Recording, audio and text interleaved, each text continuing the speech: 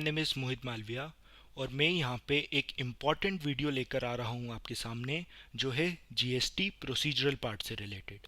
मैंने ये ऑब्ज़र्व करा है कि आईडीटी में majority of student valuation, supply, ITC, IGST, exemption जैसे बड़े चैप्टर्स पर ज़्यादा फोकस करते हैं एंड प्रोसीजरल पार्ट को साइडलाइन कर देते हैं in terms of efforts and preference. But after analysing past examination papers मैंने ये ऑब्जर्व करा है कि प्रोसीजरल पार्ट से comparatively straight forward and easy questions पूछे जाते हैं।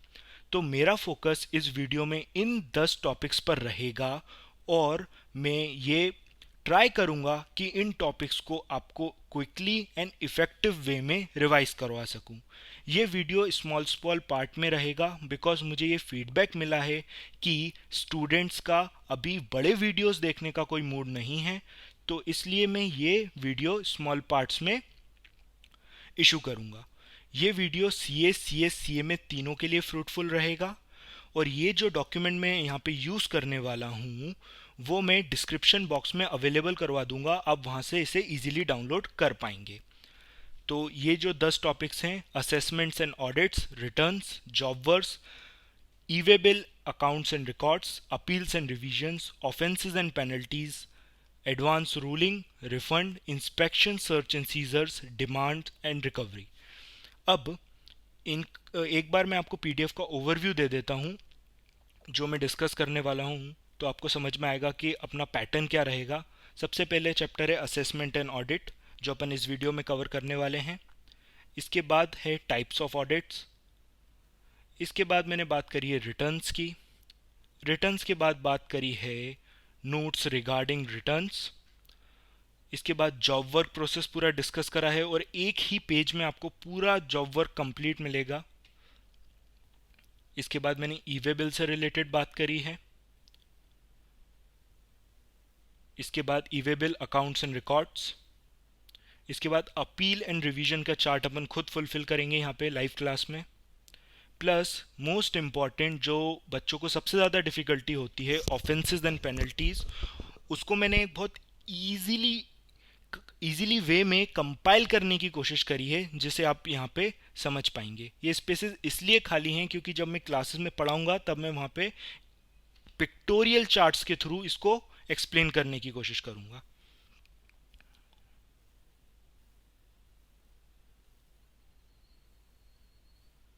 इसके बाद advance ruling, refunds, inspection, search and seizure और last topic demand and recovery. तो हम पहला टॉपिक स्टार्ट कर रहे हैं जो रिलेटेड है असेसमेंट्स एंड ऑडिट से। असेसमेंट्स एंड ऑडिट्स के अंदर ये सेक्शंस है। सेक्शन नंबर 59 बात करता है सेल्फ असेसमेंट की। फिर उसके बाद प्रोविजनल असेसमेंट सेक्शन नंबर 60 में, 61 में स्क्रूटनी ऑफ रिटर्न्स, 62 के अंदर नॉन फाइलर, 63 के अंदर अनरजिस्टर्ड पर्सन और फिर उसके बाद 64 में समरी असेसमेंट। सबसे पहले आपको ये पता होना चाहिए कि असेसमेंट्स एंड ऑडिट में डिफरेंस क्या होता है। अगर आप किसी भी तरीके का अमाउंट डिटरमाइन करते हैं जो टैक्स लाइबिलिटी से रिलेटेड है तो उसे असेसमेंट कहते हैं।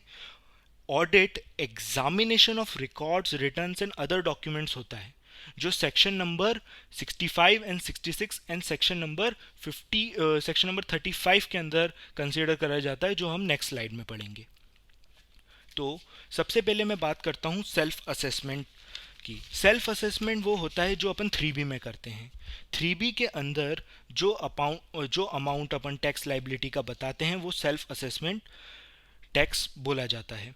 अब अगर प्रॉपर ऑफिसर को ऐसा लगता है कि सेल्फ असेसमेंट जो करा है असेसी ने वो ऑर्डर में नहीं है तो वो चाहे तो बेस्ट जजमेंट असेसमेंट भी कर सकता है। जो पीरियोडिक रिटर्न जाते हैं अकॉर्डिंग टू सेक्शन नंबर 39 उसमें अपन सेल्फ असेसमेंट करते हैं। उसके आगे अपन डिस्कस करेंगे प्रोविजनल असेसमेंट। प्रोविजनल असेसमेंट क्या होता है कि जब आप डिटरमाइन नहीं कर पाते कि आपकी वैल्यू ऑफ गुड्स और सर्विसेज क्या होने वाली है और आपके ऊपर कौन सा रेट एप्लीकेबल होने वाला है, तो आप प्रॉपर ऑफिसर के पास एप्लीकेशन लिखते हैं जिसका वो एक्सेप्टेंस या रिजेक्शन 90 डेज के अंदर करता है और आपको एक प्रोविजनल अमाउंट बताता है जिसका आप पेमेंट करें।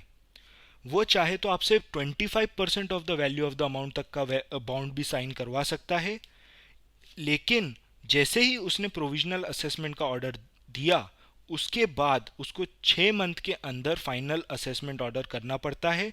ये जो 6 मंथ का पीरियड है वो फर्दर 4 ईयर तक के लिए एक्सटेंड हो सकता है। अगर जो फाइनल असेसमेंट हुआ है और प्रोविजनल असेसमेंट हुआ है उसमें अगर कुछ डिफरेंस आ रहा है, मतलब आपको और पेबल आ रहा है, तो आपको इंटरेस्ट भरना पड़ता है 18% पर एनम अंडर सेक्शन 50। और अगर आपको रिफंड आ रहा है तो आपको रिफंड मिल जाएगा, उसके ऊपर आपको इंटरेस्ट भी मिलेगा 6% पर एनम अंडर सेक्शन 56, जो अभी अपन आगे डिस्कस करेंगे। इसके बाद जो नेक्स्ट टॉपिक आता है वो होता है सेक्शन नंबर 61, जिसकी अपन बात करते हैं स्क्रूटनी ऑफ रिटर्न्स की।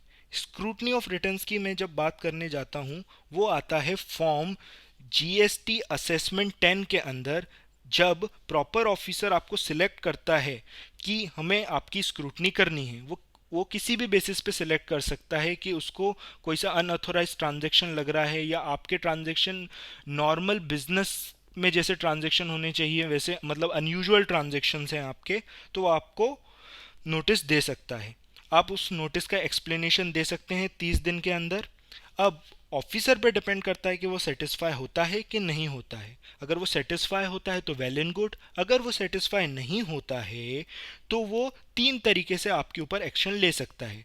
सेक्शन नंबर 65 के अंदर वो आपका ऑडिट करवा सकता है, सेक्शन नंबर 66 के अंदर वो आपका ऑडिट करवा सकता है जो अभी अपन नेक्स्ट स्लाइड में डिस्कस करने वाले हैं, या आपके ऊपर डिमांड एंड रिकवरी प्रोसीडिंग्स लगा सकता है सेक्शन नंबर 73 एंड 74 के अंदर।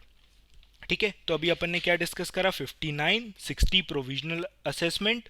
प्रोविजनल असेसमेंट को मैं थोड़ा इंपॉर्टेंट मार्क करूंगा, अगर आपको इस चैप्टर में से कुछ एग्जाम में इंपॉर्टेंट मार्क करना है तो प्रोविजनल असेसमेंट उनमें से एक होगा। उसके बाद अभी अपन ने स्क्रूटनी ऑफ रिटर्न्स का डिस्कशन करा। फिर इसके बाद अपन बात करेंगे बेस्ट जजमेंट असेसमेंट के, जिसके 2 पार्ट होते हैं, एक होता है नॉन फाइलर और एक अनरजिस्टर्ड पर्सन। ये एक्चुअली असेसमेंट ऑर्डर कब तक करा जा सकता है, 5 ईयर्स तक। 5 ईयर्स कब तक, 5 years from the due date of filing of annual return for the financial year. जिस साल में आपको रजिस्ट्रेशन करवाना था या रिटर्न फाइल करने थे, उस साल का एनुअल रिटर्न की जो ड्यू डेट है तब से 5 साल तक के वो ये असेसमेंट ऑर्डर इशू कर सकता है प्रॉपर ऑफिसर। अब यहाँ पे ये बात होती है कि नॉन फाइलर्स के केस में आपके ऊपर असेसमेंट का नोटिस आया, शोकोज नोटिस, आपको अपॉर्चुनिटी ऑफ बीइंग हर्ड बिल्कुल दी जाएगी। अगर आप 30 दिन के अंदर रिप्लाई कर देते हो तो, और वैलिड रिटर्न भर देते हो, तो ये जो आपके ऊपर असेसमेंट चालू हुआ है बेस्ट जजमेंट असेसमेंट, वो विड्रॉल मान लिया जाएगा 30 दिन के अंदर। ठीक है, अब जो अनरजिस्टर्ड पर्सन है, अनरजिस्टर्ड पर्सन के साथ भी सेम केस होता है। अगर आप रजिस्ट्रेशन के लिए आप लायबल हो और आप रजिस्ट्रेशन नहीं करवाते हो तो प्रॉपर ऑफिसर आपको असेसमेंट ऑर्डर भेज सकता है और आपको रजिस्ट्रेशन करवाने के लिए बोल सकता है, और वो ऑर्डर 5 साल तक के लिए भेजा जा सकता है, जो अभी अपन ने डिस्कस करा। ये बात हो गई सेक्शन नंबर 62 और 63 की। 64 के अंदर बात करते हैं अपन समरी असेसमेंट की, जिसके लिए प्रायर अप्रूवल लगता है एसी जेसी का, और कहीं पर भी प्रायर अप्रूवल नहीं था, तो मतलब ये एक ऑब्जेक्टिव के लिए एक पॉइंट हो सकता है कि प्रायर अप्रूवल एसी और जेसी का यहाँ पे ज़रूरी है। जैसे ही आपके ऊपर समरी असेसमेंट होता है तो असेसमेंट के जितने भी प्रोविजंस हैं वो आपके ऊपर एप्लीकेबल हो जाएंगे। और प्लस अगर समरी असेसमेंट करते टाइम असेसी फाइंड आउट नहीं हो पा रहा है कि ये सप्लाई ऑफ गुड्स का कौन असेसी है, तो जो पर्सन इन चार्ज है उसको ही असेसी मान लिया जाता है। और इसके ऊपर फिर 73 और 74 की जो डिमांड रिकवरी प्रोसीडिंग्स है वो एप्लीकेबल होती हैं। इसके बाद मैं बात करना चाहूँगा टाइप्स ऑफ ऑडिट्स पे। टाइप्स ऑफ ऑडिट पे अपन ने बात करी कि कितने टाइप्स के ऑडिट होते हैं। सेक्शन नंबर 35 सब सेक्शन 5 के अंदर कंपलसरी ऑडिट करवाना पड़ता है अगर आपका टर्नओवर मोर देन 2 करोड़ हो, लेकिन इसमें जो ऑडिटर अपॉइंट होता है वो असेसी खुद करता है, रजिस्टर्ड पर्सन खुद करता है। लेकिन 65 और 66 में ये केस नहीं होता। एक इम्पॉर्टेंट क्वेश्चन है कि 65 और 66 का डिफरेंस आता है। ये जो मैं स्लाइड्स में एक्सप्लेन करूँगा ये वही पॉइंट्स हैं जो पास्ट एग्जामिनेशन क्वेश्चंस में आ चुके हैं, प्लस आपके मॉड्यूल्स में दिए हुए हैं। मैं सिर्फ उन्हीं पॉइंट्स को टच कर रहा हूँ। ये एकदम 100% रिवीजन नहीं है, बट ये 99% एग्ज़ाम ओरिएंटेड है और 99% टॉपिक्स को टच करेगा। अब इसके बाद मैं बात करना चाहूँगा difference between audit under section 65 and 66 क्या होता है। एक्चुअली 65 के अंदर जो ऑडिट होता है वो एक जर्नल ऑडिट होता है। वहाँ पर कुछ स्पेसिफिक रीजंस नहीं होते हैं, लेकिन प्रॉपर ऑफिसर को कुछ चीज़ें मिलती हैं जिसकी वजह से वो ऑडिट करवाता है, और यहाँ पे जो ऑडिटर रहता है वो जीएसटी ऑफिसर रहता है। और उसके रेफरेंस में आप जो फ्रीक्वेंसी रहती है ऑडिट की अंडर सेक्शन 65 वो डिस्क्रिशनरी रहती है। ऐसी कोई फ्रीक्वेंसी नहीं है कि हर साल में एक बार करवाना है। ये दोनों ऑडिट्स जो रहते हैं इसको आप ऐसे बाइफरगेट कर सकते हैं कि 65 जो रहता है वो एक डिपार्टमेंटल ऑडिट रहता है, जबकि 66 एक स्पेशल ऑडिट रहता है। वो भी डिपार्टमेंट वाले ही करवाते हैं, लेकिन वो एक चार्टर्ड अकाउंटेंट, कॉस्ट अकाउंटेंट करते हैं। ये ऑब्जेक्टिव बनता है कि 66 में ऑडिट कौन कौन कर सकता है। यहाँ पे कंपनी सेक्रेटरीज इन्वॉल्व नहीं है, लेकिन chartered accountants and cost accountants यहाँ पर इन्वॉल्व हैं। इसकी कॉस्ट कौन बेयर करेगा? डिपार्टमेंट करवा रहा है तो डिपार्टमेंट ही बेयर करेगा। यहाँ पे अपॉर्चुनिटी ऑफ बीइंग हर्ट दी जाएगी अकॉर्डिंग टू द लॉ, दोनों केसेस में दी जानी चाहिए, लेकिन 65 में कोई स्पेसिफिक प्रोविजन मेंशन नहीं है। 66 में बिल्कुल मेंशनड है कि हाँ आपको अपॉर्चुनिटी ऑफ बीइंग हर्ट दी जाएगी। दोनों के अंदर जो डिमांड एंड रिकवरी प्रोसीडिंग्स लगेगी वो 73 एंड 74 के अकॉर्डिंग लगेगी। प्लस आपको इसके अंदर जो रिपोर्ट्स हैं 66 के अंदर जो रिपोर्ट है वो रिपोर्ट आपको देनी पड़ेगी डेप्यूटी और असिस्टेंट कमिश्नर को, जब ये ऑडिट की आप फाइंडिंग्स की जो फाइनलाइजेशन करते हैं उस समय। फिर इसके बाद जो प्रायर नोटिस है 65 के अंदर आपको 15 दिन पहले प्रायर नोटिस देना पड़ता है, जबकि 66 के अंदर ऐसी कोई कंडीशन इन्वॉल्व नहीं है। 66 को स्पेशल ऑडिट बोला जाता है और 65 को जर्नल ऑडिट बोला जाता है। तो तीन तरीके के ऑडिट होते हैं जो 35(5), 65 और 66 के अंदर होता है। ठीक है, तो फर्स्ट चैप्टर जो अपन बात करते हैं असेसमेंट एंड ऑडिट्स, उसके अंदर यही मेन पॉइंट्स हैं जो आपको पता होने चाहिए। प्रोविजनल असेसमेंट और स्क्रूटनी ऑफ रिटर्न्स, यहाँ पर जो टाइम लिमिट्स मेंशन हैं वो आप ज़रूर देख के जाएं, उन पे ऑब्जेक्टिव बनने के भी बहुत ज़्यादा चांसेस हैं। इसके बाद मैं नेक्स्ट टॉपिक पे आना चाहूँगा जो बात करता है रिटर्न से। रिटर्न्स के अंदर मैं यहाँ पे आपसे ये डिस्कस नहीं करूँगा कि क्या ड्यू डेट होती हैं और कौन पर्सन लायबल होते हैं, ये आप सिंपली चार्ट में से पढ़ सकते हैं। लेकिन मैं यहाँ पे कुछ एक्स्ट्रा पॉइंट्स आपके साथ बिल्कुल डिस्कस करना चाहूँगा, जैसे GSTR 1। GSTR 1 के अंदर अगर आपको क्वार्टरली रिटर्न भरना है GSTR 1, तो आपका टर्नओवर 1.5 CR से कम होना चाहिए। अगर आपका टर्नओवर 1.5 CR से ज़्यादा है तो फिर आपको मंथली रिटर्न भरना पड़ेगा 10 तारीख तक। अब इसके बाद यहाँ पर GSTR 4 के अंदर एक और फॉर्म आता है GST CMP 08, जहाँ पर हर क्वार्टर के अगली 18 तारीख को आपको कंपोजिशन स्कीम के अंदर अगर आप हो तो आपको रिटर्न भरना पड़ता है। और GSTR 4 आपको क्वार्टरली नहीं भरना पड़ता। GSTR 4 आपको फाइनेंशियल ईयर के एंड में 30 अप्रैल तक भरना पड़ता है। यहाँ पे वो मेंशन नहीं है, वो आप लिख लीजिएगा। अब इसके बाद ये सारे रिटर्न्स दिए हुए हैं GSTR 7 और 8 जो TDS और TCS से रेफ़र करते हैं। फिर GSTR 9 के थोड़े सब क्लासिफिकेशन है वो आपको देखने चाहिए। GSTR 9 में बात करी गई है कि रेगुलर टैक्स पेयर अगर हैं तो आपको GSTR 9 भरना कंपलसरी है। फिर उसके बाद GSTR 9A कंपोजिशन स्कीम वालों को भरना कंपलसरी है। फिर उसके बाद GSTR 9B e commerce operators को भरना कंपलसरी है। और GSTR 9C एक रिकंसिलेशन होता है। अगर आपका ऑडिट हो रहा है जो अभी अपन ने ऊपर बात करी 35(5) के अंदर, तो फिर आपको ये 9C भरना ज़रूरी है, जिससे अभी तक लोग परेशान हैं, अभी तक उनको सोल्यूशन नहीं मिला है कि इसको किस तरीके से भरा जाए। यहाँ पे एक एक्स्ट्रा कॉन्सेप्ट और मैं आपको बताना चाहूँगा सीपिन और सिन का, जहाँ पर सीपिन जो रहता है वो 14 डिजिट का एक कोड रहता है। जब आप चालान जनरेट करते हैं पोर्टल पे तब वो आपको मिलता है, जो आपको मदद करता है कि आप पहचान सके कि किस चालान से आपने कौन सा पेमेंट करा है। उसी के रेफरेंस में सिन रहता है, जो 14 डिजिट सिपिन के रहते हैं वो तो कंसीडर करता ही है, प्लस जो 3 या 4 डिजिट जो रहते हैं बैंक कोड के वो भी कंसीडर करता है, जो आपको स्टेटस पता करने में मदद करता है कि मैंने ये जो पेमेंट हुआ है वो एक्चुअली हुआ है, मतलब पेमेंट का स्टेटस क्या है। तो यहाँ पे क्यूट सा एमसीक्यू बन सकता है कि सिपिन रहता है उसमें 14 डिजिट रहते हैं, और जो सिन रहता है उसमें यूजुअली 17 डिजिट रहते हैं, लेकिन कुछ बैंक्स के नंबर्स 4 डिजिट के भी रहते हैं तो वो 18 डिजिट पे भी जा सकता है। ठीक है, तो रिटर्न्स के अंदर ये वाली चीज़ें नॉर्मल चीज़ें थी।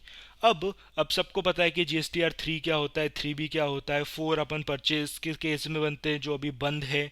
ठीक है, फिर NRTP के लिए अभी GSTR 5 है, इनपुट सर्विस डिस्ट्रीब्यूटर्स के लिए GSTR 6 है। अब ये नॉर्मल चीज़ें हैं जो यहाँ पे लिखी हुई हैं।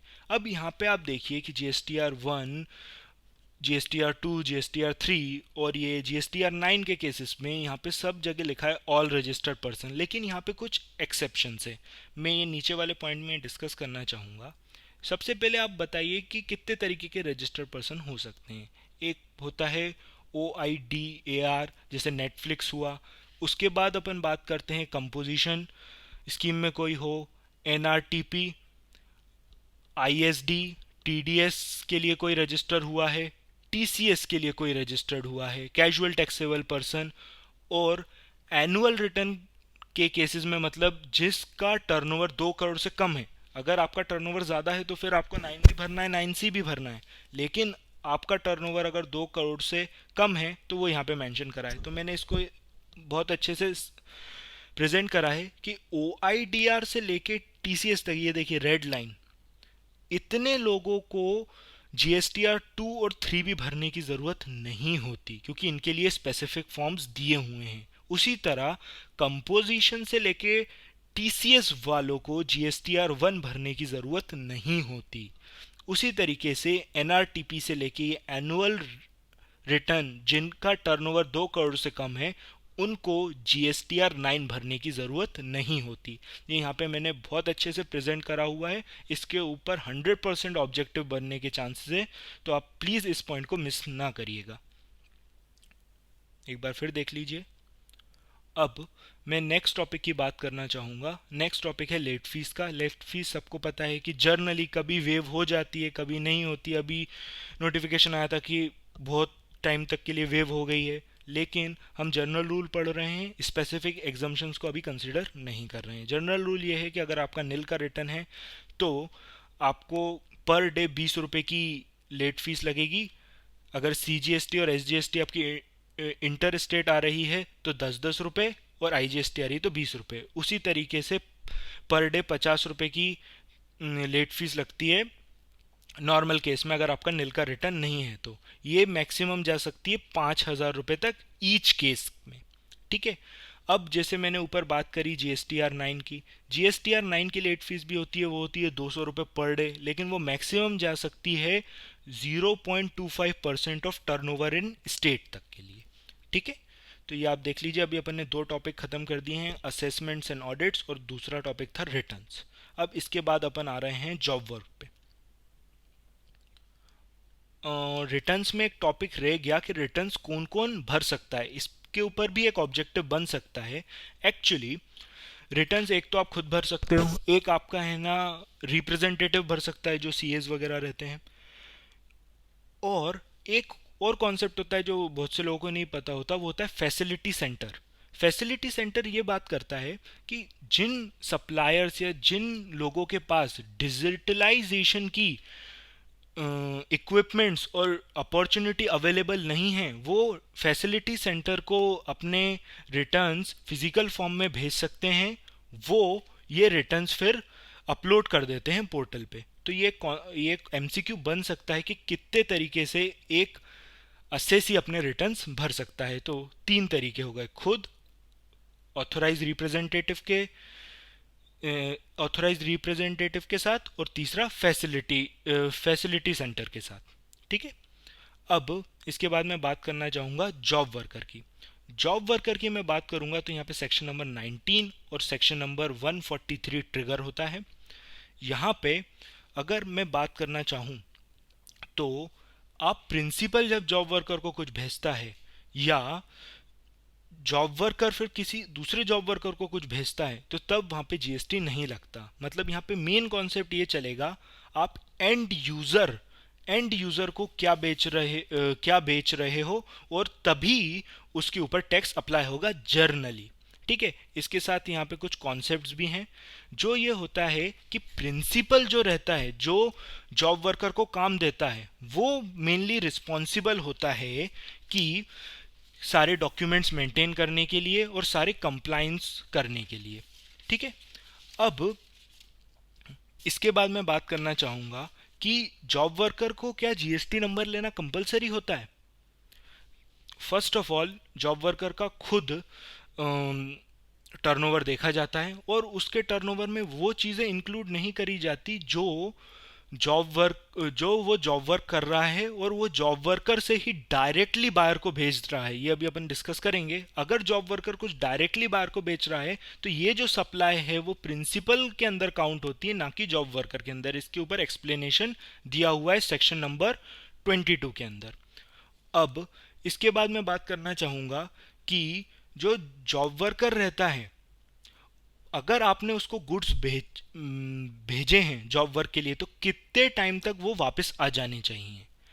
नॉर्मल केस में आप उनको वापस लो या वहीं से भेज दो, डायरेक्ट सप्लाई कर दो, तो उसकी टाइम लिमिट सेम है कि इनपुट्स के केस में वो 1 साल के अंदर वापस आ जाने चाहिए, या वहीं से आप उनको भेज दो तो उसको सप्लाई मान लिया जाता है। कैपिटल गुड्स में ये टाइम 3 साल है। ये जो टाइम लिमिट है कैपिटल गुड्स वाली, वो 2 साल तक और फर्दर इंक्रीज हो सकती है, और इनपुट्स वाली 1 साल तक और इंक्रीज हो सकती है। मतलब इनपुट्स में बोले तो 1+1, और कैपिटल गुड्स की बात करें तो 3+2। अब यहाँ पे यह होता है कि अगर वो रिटर्न नहीं आ पाए तो क्या होगा। अगर वो रिटर्न नहीं आ पाए तो उसको डीम्ड सप्लाई मान लिया जाता है। ठीक है। और आपने जब वो पहले इनपुट्स ली थी, आईटीसी ली थी, जब आपने है ना जॉब वर्कर को सप्लाई करा था, तब आपको वो आईटीसी रिवर्स करनी पड़ेगी, और फिर उसके बाद जब वो गुड्स आपके पास वापस आ जाते हैं, तो फिर आप वापस वो आईटीसी ले सकते हैं। अब यहाँ पे केसेस रहते हैं कि किस किस पैटर्न पे जॉब वर्क हो सकता है। अगर आप सप्लायर हैं तो आप डायरेक्टली, एक तो सिंपल प्रोसेस होता है कि आप मैन्युफैक्चरर को भेजो। मैन्युफैक्चरर क्या करेगा कि जॉब वर्कर को भेजेगा, जॉब वर्कर उसको रिवर्ट बैक कर सकता है।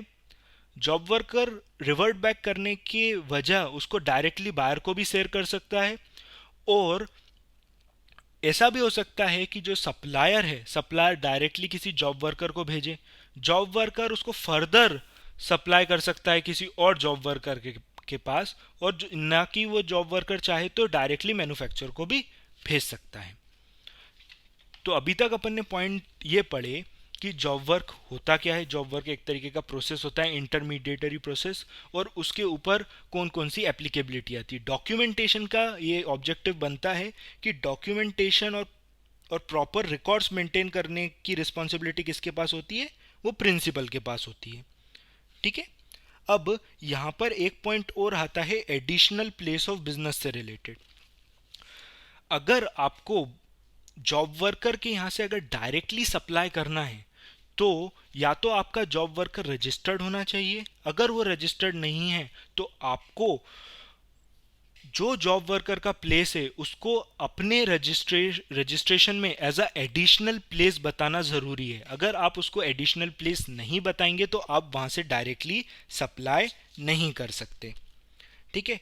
यहाँ पे एक और चीज़ आती है कि सर ये पूरा मैकेनिज्म आप बता रहे हैं, ये तभी मेरे को मिलेगा कि जब मैं 143 का बेनिफिट तभी ले पाऊंगा जब मैं रजिस्टर्ड हूँ, कि मैं वैसे भी ले सकता हूँ।